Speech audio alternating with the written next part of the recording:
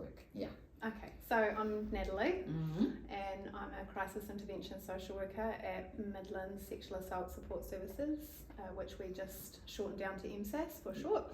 And you're here in Hamilton? Yes, yep, and we, me personally, no, I don't live in Hamilton. I live in Pirongia, which is close enough, but I like to separate myself a little bit. Yeah. So I live out in a bit of a small rural town. Yeah. Awesome.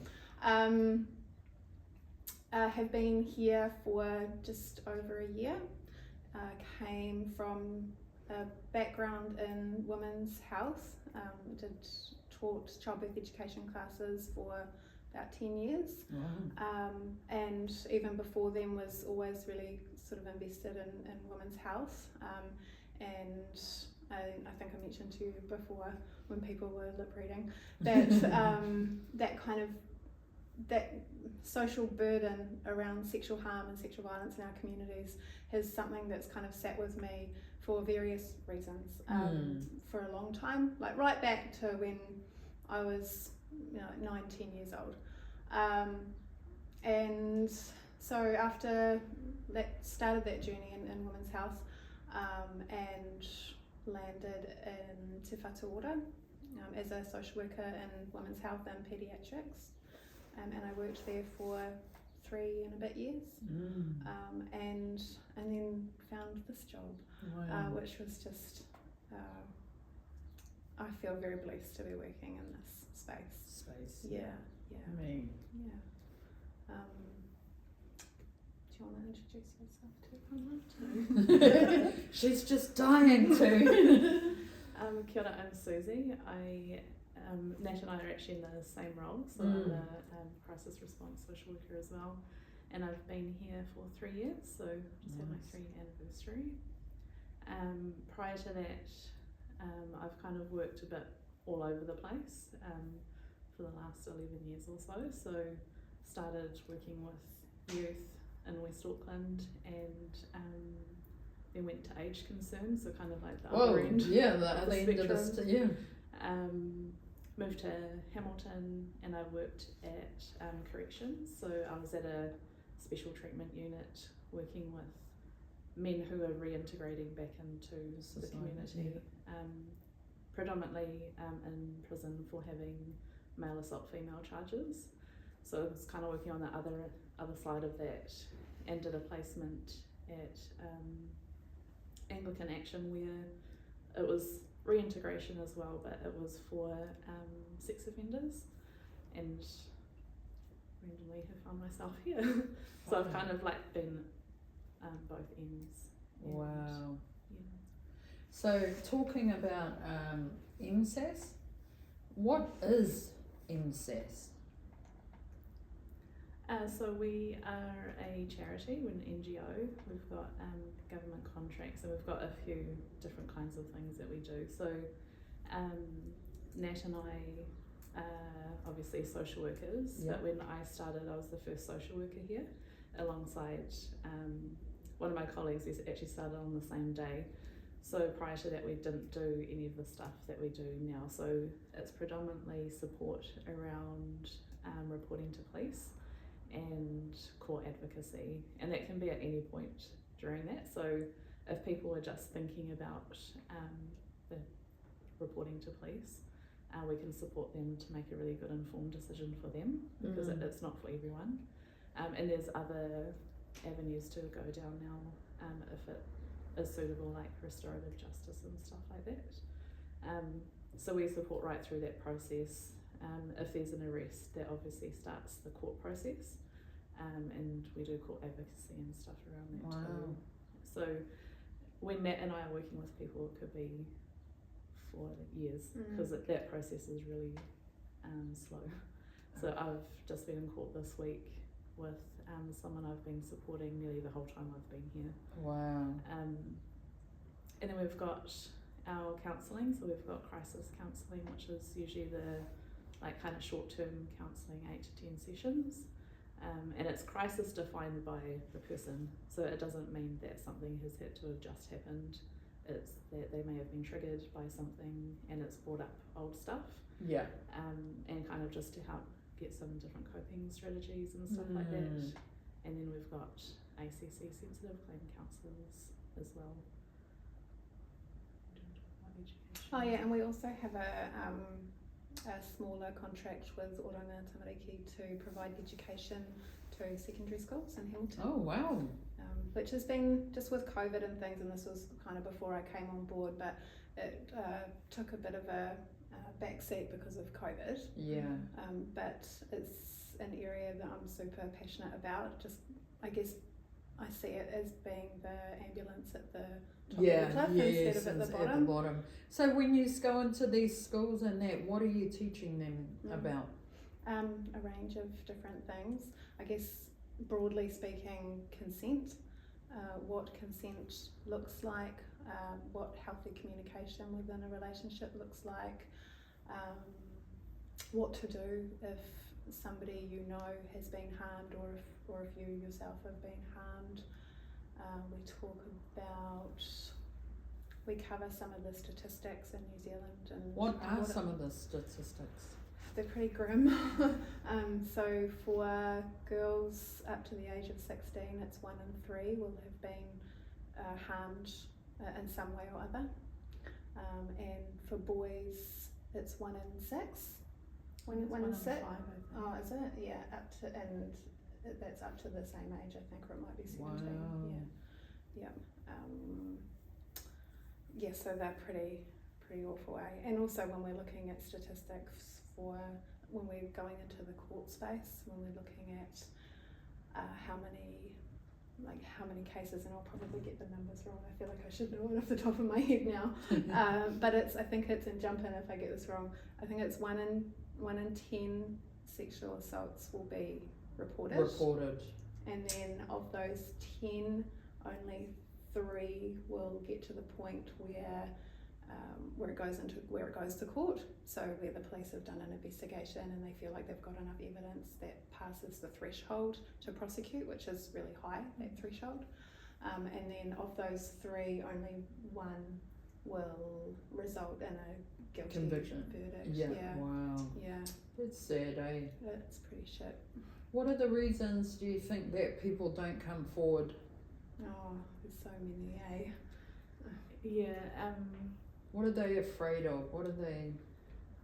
I think a lot of people don't actually know what the process is, and so that's kind of what we've been working towards, is actually working really closely with the police. So in Hamilton we have quite a good relationship with the adult sexual assault teams, and they're here quite frequently. So being able to have a conversation with a police officer that's non-obligation, there's no obligation at all, you don't even have to give your name, just to kind of explore what the options are and what it would look like if you go forward.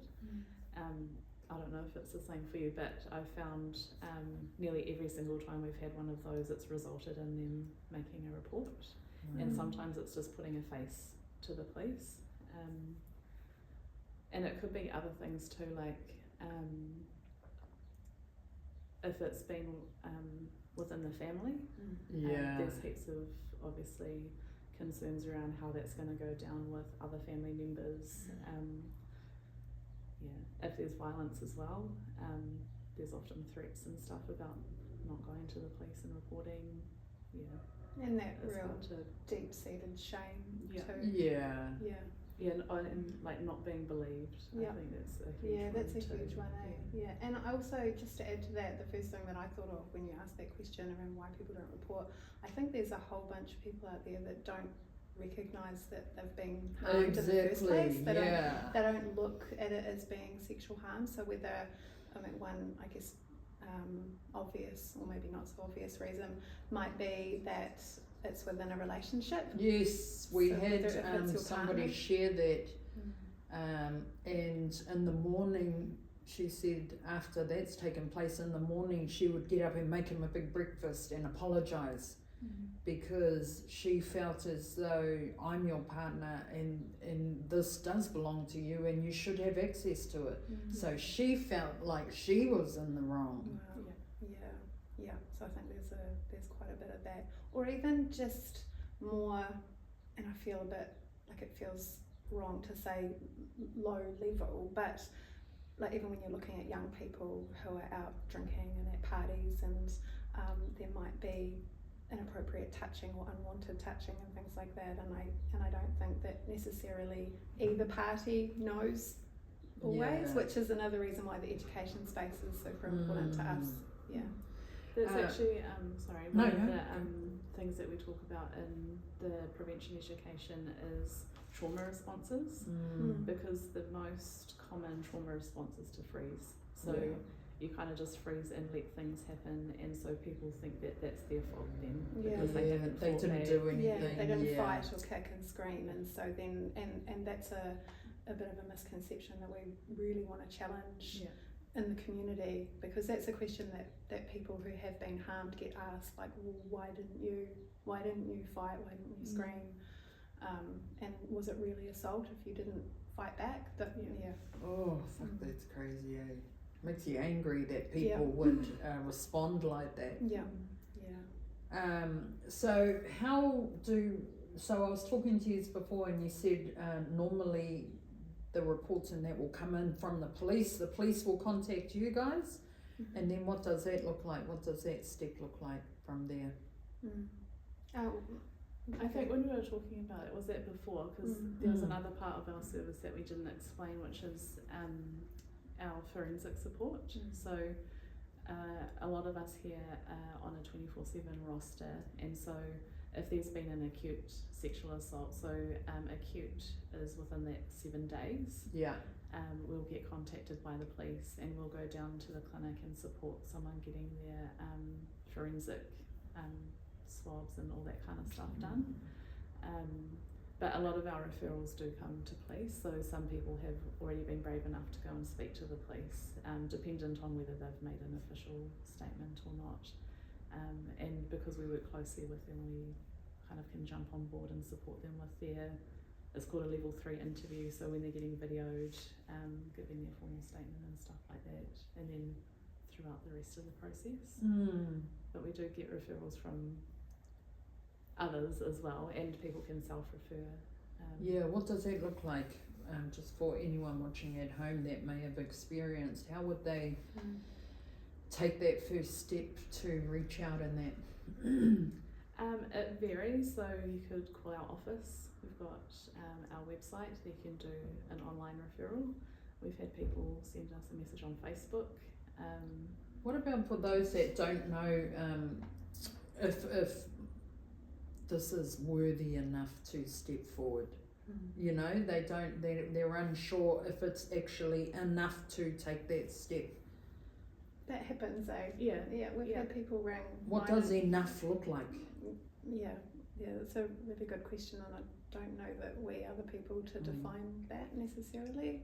I think if somebody rings and believes themselves that they've been harmed, or it's had an impact on them in some way, then we're never going to say, oh sorry, that doesn't meet our threshold. I mean, even if it's not to a point where it might be, what's the word I'm looking for, like if a crime hasn't been broken, or if it's not at prosecution level, that doesn't matter to us either. We're still going to work with you. I think if you feel uncomfortable or uneasy about something that's happened, fuck it, reach out.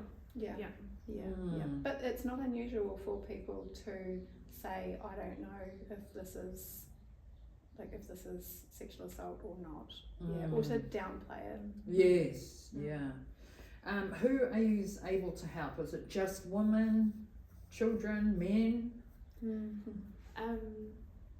Well, we are a support service that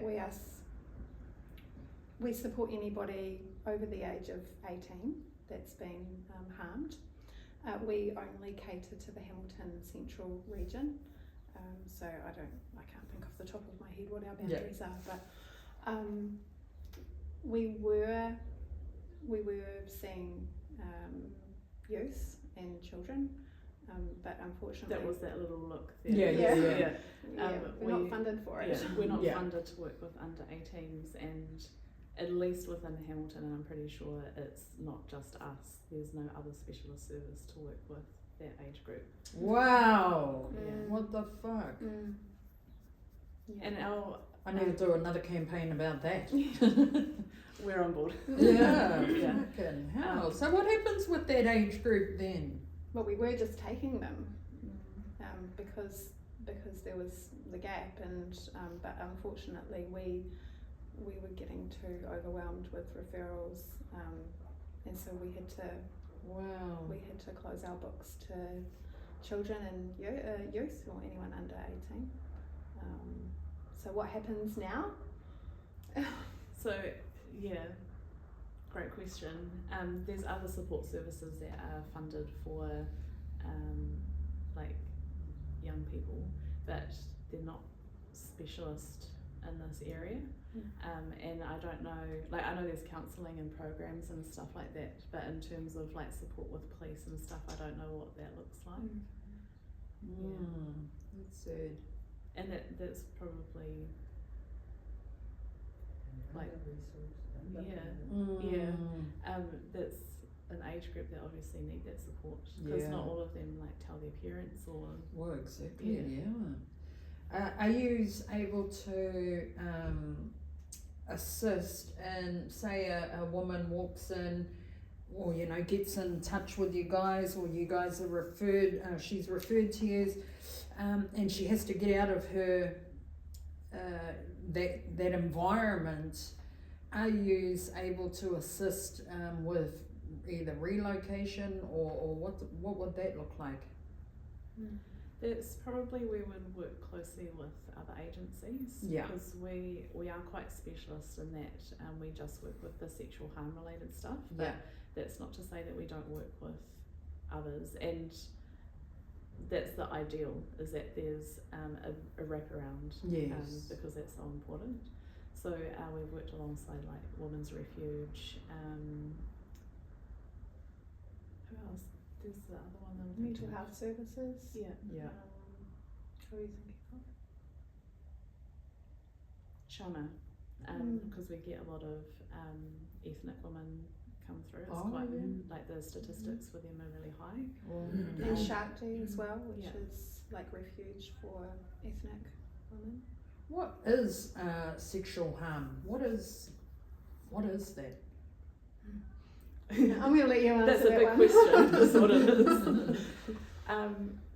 It's kind of an umbrella term where there's lots of things that can fit underneath that. So like at the extreme end, we've got sexual violation. So we're talking about rape, just to be blunt about it.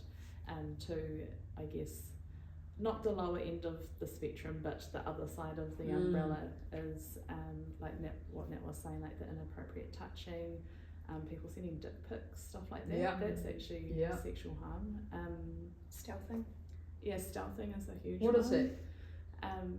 It's where someone has consented to sexual intercourse with a condom, but throughout the event the condom has been removed. Oh, without wow. the knowledge. Without the knowledge, Wow. Yeah. So we've actually seen, I think it was last year actually, or within the last year, our first prosecution and conviction of that in New Zealand. Whoa! Fuck, I haven't even heard of that. Yeah, so I think there's 2 now, which is good, because the police are taking that really seriously. Shit, that's good. Are there any restrictions on who you can help or how much you can help? aside from not being able to take yours down. It kind of depends. I feel like I didn't mean to end up in this work, but now that I'm here, I wouldn't be anywhere else. And MSAS has really supported me to be like the hippie that I am. And so like that table over there, like I do Reiki and stuff. So there's no real like restrictions in how we can support. Like if we can, we will. If we can't, we'll try and connect to other services that can. But I do really like that about MSAS is that we're trying to evolve and kind of think outside the square and not just offer the standard counselling and like for this many sessions, and then social work for this specific thing. Awesome. Yeah. I do think though,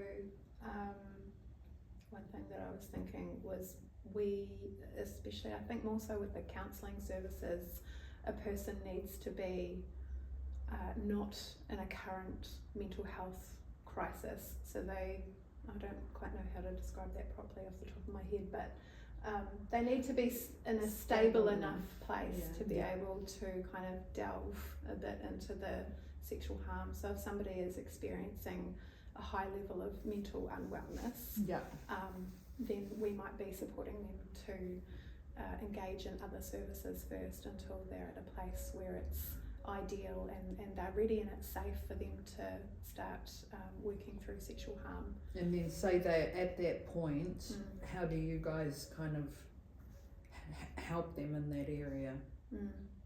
Well, so that would be more therapeutic support with one of our counsellors, and like Susie said, it could be 8 to 10 sessions, but it might be a bit longer. You might decide along that journey that actually a person needs more in-depth ongoing support, and then you might look into what an ACC pathway looks like. So do you help with providing them with tools to deal, with any triggers that might pop up, things like that? Yeah, that's the kind of thing they're working on, we used to do a lot of that too. So the social worker and I, when we first started, we didn't have a counsellor, so we were kind of doing that work as best we can, and with practical skills, so like breathing, mindfulness kind of stuff, just to help tide them over until we were able to provide that. So that's still something that we do. Like I said, I was in court this week and we were doing like box breathing and stuff in the whānau room out the side. Cool. There's no like real limitations. If it's going to help, we're happy to kind of do what we can. Awesome. We've also had a couple of yoga instructors come and do sessions or courses with us as well. So we're doing one at the moment for our ACC clients. That's cool. Cool, fellas. What would you say to anyone watching that kind of thinking, do I reach out, or is this actually sexual harm? What would you say to those people out there? I would say it's a really brave thing to do, to be able to pick up the phone or to come in, or even just to tell somebody who you trust that you think something's happened. So if you're not sure, like I said earlier, we're never going to turn you away or say that that's not extreme enough or that's not for us. And even if it results in them just coming in and having a chat, bring someone with you if that's what makes you feel safe. I'd also say trust your gut. Like, if something doesn't feel right, if it's not too like what Nat was saying, like a prosecuting kind of level, we can still support. But I'd definitely say trust your gut, because if it's sitting there, it's there for a reason. Just before we wrap this up, is there anything else you want to share about MSATs? I think for me, a bit of a shameless plug is that this work has been something that, like I said, I didn't think I'd end up in, but real passionate about it. And I've just started doing my PhD, and I'm looking at I guess that it was what we were talking about before, the barriers to reporting, and that's something that I just get real feisty about. So in what way? I think because I've been there, I have reported myself, and particularly with the Hamilton Police, after my own experience, and whilst there wasn't a prosecution or anything, and that's not actually what I wanted, I worked with the police in order to come up with what was going to be best for me, and now I support people to do that too. and it doesn't have to lead to a prosecution all the time. Sometimes it's that you go and you report, not formally, so not doing the level 3 video statement, but enough that that person's on their radar and potentially is harming other people, so it can be prevention in that kind of way. But there's a perception about police for a lot of people, and that's a barrier. So yeah, that's my focus of my PhD, is actually wanting to break down those barriers and actually also look at the police involvement. We've been doing a lot of training with the police here, like around trauma-informed practice and stuff like that, so how they can be doing things better to support our people coming through. So that, Awesome. Also, I have one more thing to add, just in thinking about your question before around what would you want people to know. Aside from the counselling services that we offer, you just reminded me of it. I think that justice in itself looks different for everybody. So for some it is going through the reporting process and with the intention of ending up in court, and that can be how a person can feel empowered and moving through that process, whereas for other people it might be just informing police, knowing that they're going to go and speak to that person and say, hey, we know what's happened and that's not okay, and that can be enough for some people, and for others it might be more around that therapeutic side and working through it on more of a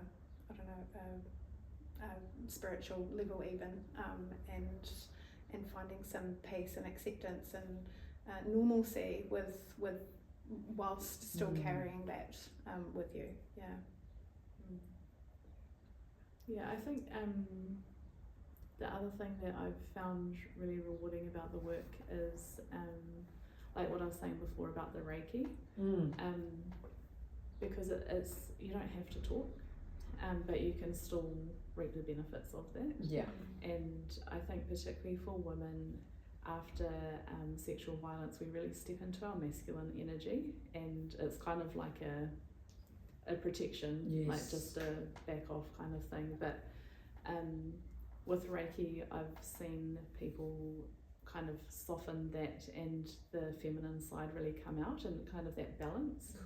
So I think it's important to know that there's not a one size fits all approach to healing. It's different for everyone, and I think that's what MSAS does really well. And you put all these different things down on the table, and it sounds like cool. Well, I just want to thank you both for coming on, even though I know your nerves were a bit. I think you did awesome, and thank you for all your work that you do in the community. And thank you for all your work that you're doing too. It's amazing.